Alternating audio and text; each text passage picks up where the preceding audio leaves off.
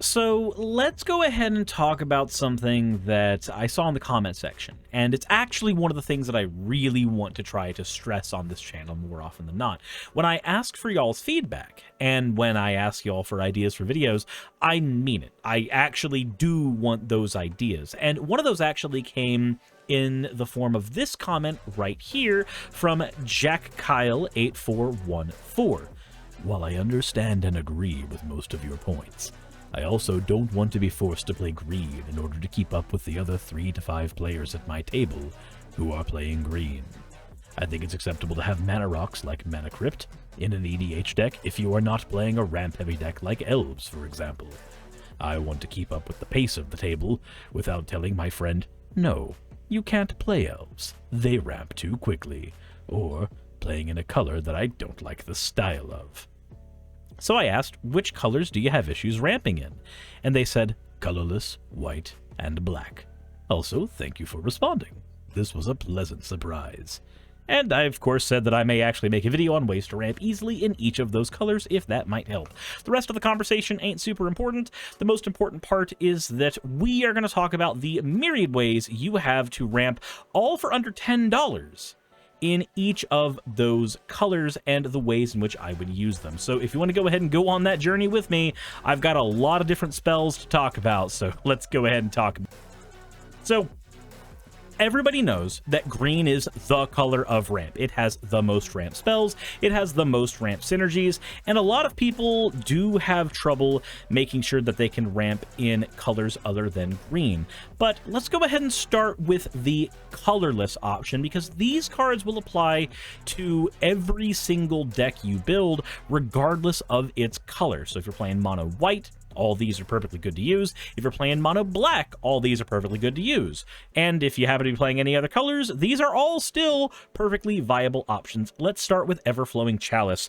2 mana for a mana rock that generates 1 mana is the going rate that we want to go with. We never want to pay more than 2 mana for a mana rock unless we are gaining some extra advantage from that mana rock that we could not get elsewhere.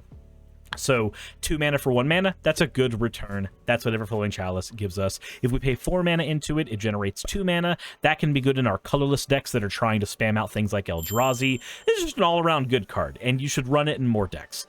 Myriad Landscape, if you're running a deck that is at least 1 or 2 colors, this card is great. If you get higher than 2 colors, it's a bit harder to justify, but ETB's tapped, you can sack it, get 2 basic lands that share type, put them both onto the battlefield tapped.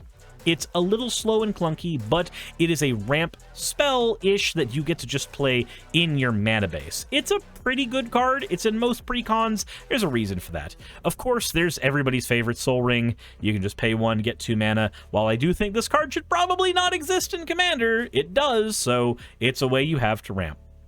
Then we have Springleaf Drum.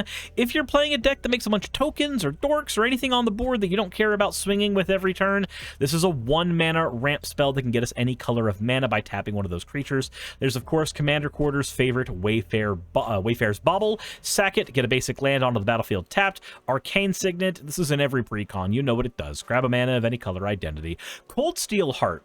Choose the color identity that you want to tap for when you play it, and then it can give you that mana at any point during the game. It's also important to note that you could use the correct printing of this card if you are actually a person of value, like most people that I know and appreciate. Also, there is Ebb and Fly. It comes into play tapped. It can tap for a colorless. We also can turn it into an insect when we really, really need to. When it attacks, another creature we have gets flying until end of turn. This is a really cool mana rock that Voltron decks have access to, because any deck that can say, hey, my mana rock gave my commander evasion, and it just got to punch you in the face, is pretty good. I'm not even going to lie. And again, this is well within our 2 mana return policy that we're trying to go for most of these cards. And again, if we're getting higher than 2 mana, we want a good return on that investment. So let's go ahead and then talk about Fellwar Stone. This card can tap for any mana of any color that an opponent can produce. That's good. Fractured Power Stone. Roll a planar die. That's just a thing that you're never going to use with this card for. It's a 2 mana rock that can tap for colorless. That is important there. This is just the basic flavor of I pay 2, I get a colorless mana that I can use for ramping in white, black, or colorless decks. Liquid Metal Torque. This gets us a colorless mana. It can also turn a non-land permanent into an artifact. If you saw my interaction video, this is actually a wonderful way to double up as a kill card if you are playing red. Liquid Metal Torque does lots and lots of work. Mind Stone, you probably already know what this card is. You've seen it in a bunch of precons by now. At least I'm hoping you've seen it in a bunch of precons by now. It's a very, very simple card. It just says, get a colorless mana, or we can tap it with 1 mana, sack it, draw a card. Pretty easy, pretty self-explanatory. Then Star Compass comes into play tapped. Add a mana pool of any color that a basic land we have could produce. Sword of the Animist. Anytime one of our creatures attacks, this allows us to search our library for a basic land card and put it onto the battlefield. So considering that white, less so white, but more so black and even red decks struggle to get extra basic lands onto the battlefield, Sword of the Animist can just be popped onto a guy you don't care about, a token. It is an attack trigger, so you just swing it in. You don't care if it lands or not. All you care is that you're getting an extra mana every time you do. Another 2-mana rock is Thought Vessel. You have no maximum hand size, and it gives you colorless mana. That is it for our 2-mana creators that we can use in all colors or in colorless. Every single one of these, just using what we have access to here. We have, what, 1, 2, 3, 4, and then 12 here. That's 15 ramp cards. One of them's a land, so we'll say it 14 ramp spells. If you're trying to ramp up in your deck and you want the ramp to be cheap, that right here, even in colorless, all of these suddenly work super well for you. You can keep up with green, don't worry. Then for 3 mana, if you want a mana doubler, you have Extra Planar Lens. It's a bit pricier than what I would normally put in a deck at $7, but when it enters the battlefield, exile a land you control, and then whenever you tap a land with the same name as that card, gain 1 mana of any type that would produce. So if you're running, like, you know, mono red, mono white, mono black, you're going, hey, I'm getting rid of a swamp, I'm getting rid of a plains, I'm getting rid of a mountain, and now I'm just going to generate 2 mana every time I tap one of those lands. When we're running monocolored decks, we're running mostly basics anyway, so this is just letting us get super high value out of those. There's also Heraldic Banner. Choose a color when it comes into the battlefield. Creatures you control the chosen color get 1/0, so our go wide decks get a huge advantage from this. Add a mana of any of the chosen colors that you got. So you can use this in a colorless deck if you really want to, but it's not really doing the same job that it's doing in, like, a mono red goblins deck, or, you know, you're putting this in an elves deck if you're a weird person. But it's just giving you a lord effect for your colored cards. It's a pretty good return. If I'm paying 2 mana for my mana rock and 1 mana for a 1/0 lord spell, that's a good return for me. I'm okay with that. Then we have one of my absolute favorite mana rocks of all time. You should run this in more decks, I beg of thee. Honored Heirloom. Tap it for a mana of any color, tap 2 and use it to exile a card from a player's graveyard at instant speed. The Honored Heirloom is like my quintessential, this is what a 3-mana rock should do. Unless we are on a strict budget and we need to put something like Letter of Acceptance in a deck, the Honored Heirloom lets us keep the reanimation player honest while also just generating mana for us anyway. And it's doing it at a rate of return of 3 mana. The mana rock itself, so you're not using it for mana, the 2 mana that you would spend into it. So is 3 mana enough to cast a counter spell? I'd say it is in Commander, and if that's the case, then I'd say that 3 mana to cuck a graveyard player is perfectly acceptable. Speaking of 3 mana cards, Palladium Mirror and Worn Power Stone. Both of these cannot be used the turn they come out, basically, and they give us 2 colorless mana. Really good in colorless decks, kind of okay in colored decks. Most of the time, if we're using Worn Power Stone or Palladium Mirror, it's because we're playing some really high-cost commander, like, say, Olivia, and we really want to get it out as fast as possible, so we are doing everything in our power to ramp on, like, turns 1 through 3, so that on turn 4 or even turn 3, that commander is coming out ASAP. So that's where these cards shine. High mana value or colorless decks. And then we've got in the 4 mana slot This is where the cards need to be either abusable or give us permanent mana that is hard to interact with. Solemn Simulacrum does that for us. If it dies, it draws us a card. It gets us a basic land when it comes into play. That's super cool. And Scampering Surveyor, this is a newer card from Ixalan. When it comes into play, grab any basic land from our deck or a cave. That's important. It can get a cave. If we're running things like Promising Vein or stuff like that, those are caves. Scampering Surveyor can get those and put them onto the battlefield tapped. The reason that I put these cards on here, they are abusable in the decks that want to use their abilities. So these are both ETBs. So in Blink decks or Reanimation decks, we get to use these abilities over and over and over again, basically ad nauseum, and our opponents just have to sit back and let us get tons of lands out of our decks. I've used these in white decks, for instance, and abused them to the point where I was spitting out lands faster than mono-green players at the table and getting them a little jealous. I don't need mana dorks. I just need Solemn Simulacrum and all of his buddies. Then let's go ahead and move on from the colorless ramp options that we have access to into the colored ramp options. These are just a handful of cards that I would use in both black and white to generate more mana if I were playing those decks in monocolor.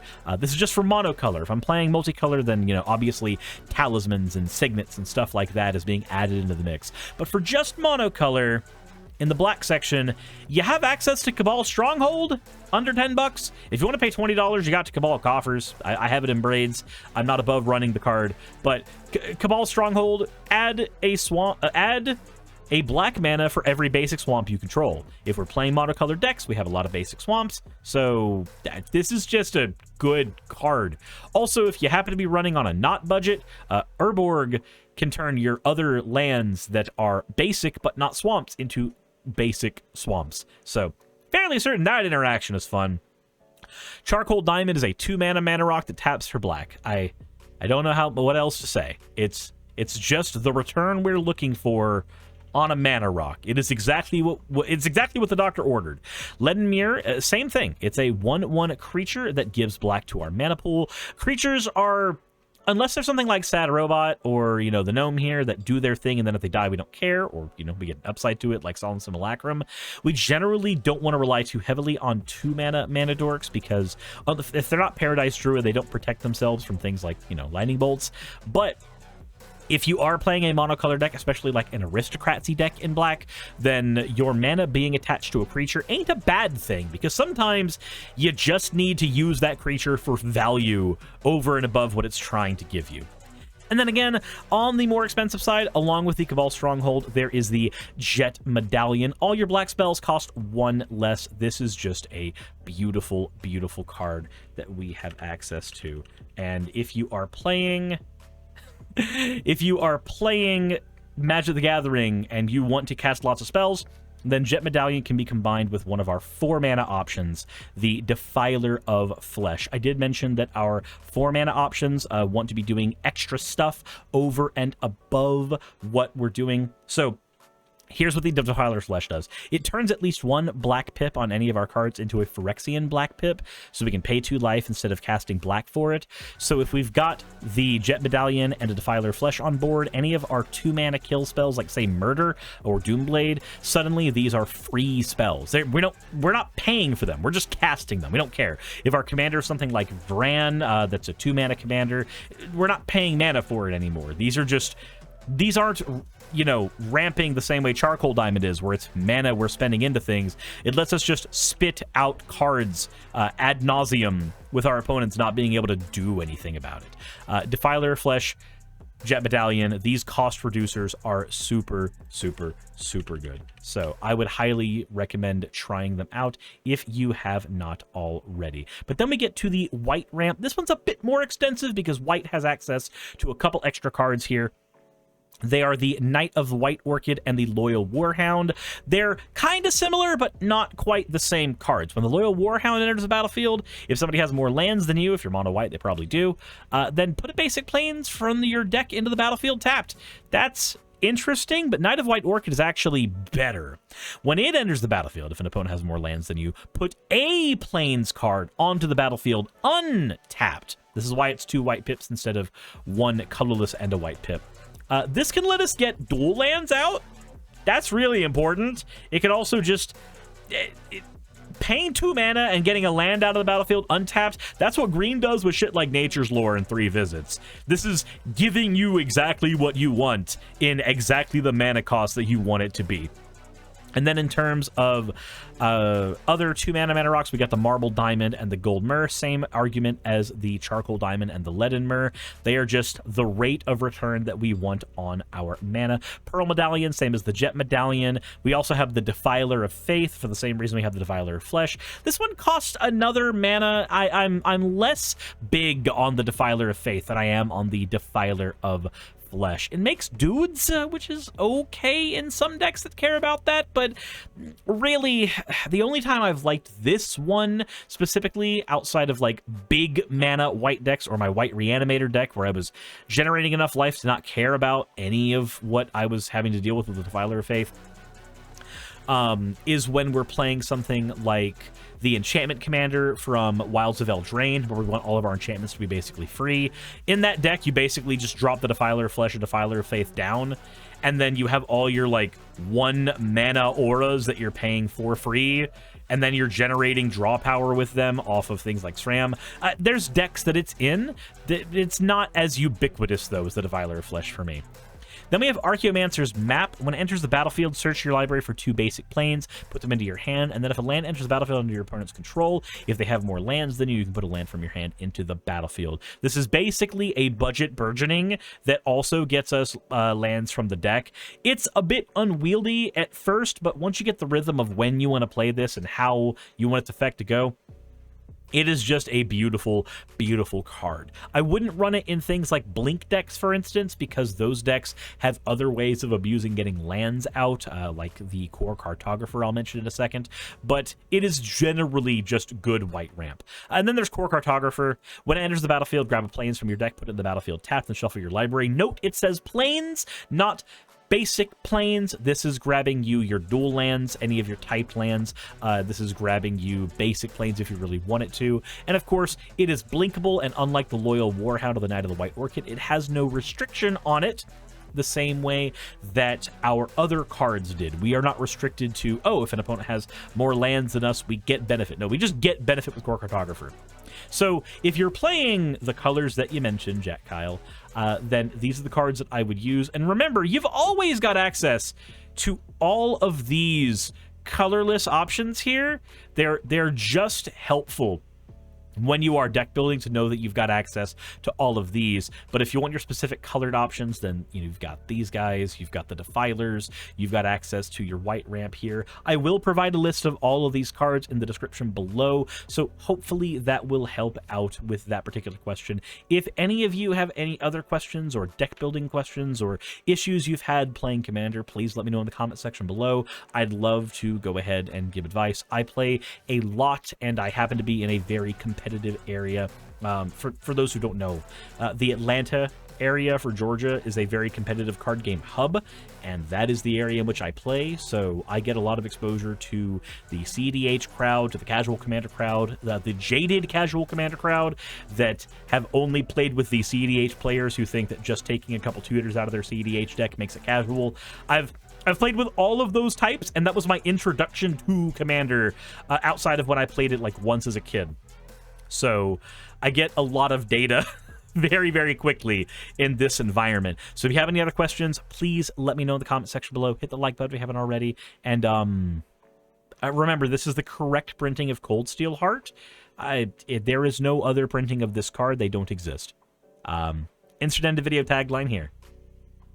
Hey, I just quickly want to give a thank you to all of my wonderful patrons who keep this show running. YouTube and Twitch are a pretty bumpy ride at the best of times, and the stability that Patreon provides me is worth more than I can say here. I'd also like to thank each and every one of my $20 and up patrons here. They would be Red Joker, Blitzkrieg, Cameron, Dren, Jemshin, Smiling DM, Poundini, Nabbity Babbity, Naomi, Isaac, Agamotto, Jordan, Ravi, Giuni, Kiratorian, Prisma, all of you, Sagitt, I'm not saying that part, and Starlight. And finally, thank you to everyone else that helps keep this channel alive. While you're here, why not check out another video? And thank you for watching.